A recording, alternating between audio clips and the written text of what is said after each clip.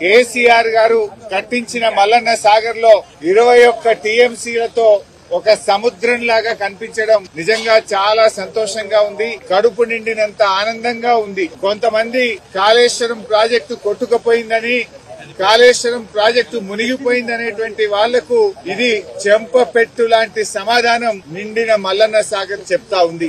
ఏదైతే కాంగ్రెస్ నాయకులు 1,00,000 కోట్లు వృధా అయినాయని, కాళేశ్వరం ప్రాజెక్టు పోయిందనేటువంటి వాళ్లకు నిండుగా ఉన్నటువంటి గలగలా పారుతున్న గోదావరి జలాలు కాంగ్రెస్ నాయకులు చెప్పేది అబద్దం అబద్దం అబద్దమని ఆ జలాలే ఈ రోజు సమాధానం చెప్తా ఉన్నాయి. నేను అడుగుతా ఉన్న కాంగ్రెస్ పార్టీ నాయకులను, ఇలా కాళేశ్వరం కొట్టుకపోతే ఈ మల్లన్న సాగర్ లో 21 టీఎంసీల నీళ్లు ఎక్కడి నుంచి వచ్చాయి అని నేను అడుగుతా ఉన్నా. ఇవాళ ఎల్లంపల్లి నుంచి, లక్ష్మీ బ్యారేజీ నుంచి, మన అన్నపూర్ణ నుంచి, రంగనాయక్ సాగర్ నుంచి, మల్లన్న సాగర్ నుంచి, కొండ పోచమ్మ సాగర్ దాకా ఇలా గోదావరి జలాలు ప్రవహిస్తున్నాయంటే అది కాళేశ్వరం ప్రాజెక్టు లో అంతర్భాగంగా ఉండడం వల్లనే. మల్లన్న సాగర్ నిండు కుండలాగున్నదంటే ఇది కాళేశ్వరంలో అంతర్భాగం కాదా అని ఆ మాట్లాడేటువంటి నాయకులను నేను అడుగుతా ఉన్నా. ఇవాళ ఈ మల్లన్న సాగర్ నుంచి ఈ కాళేశ్వరం కింద పండే ప్రతి పంట మీద కేసీఆర్ పేరుంటది,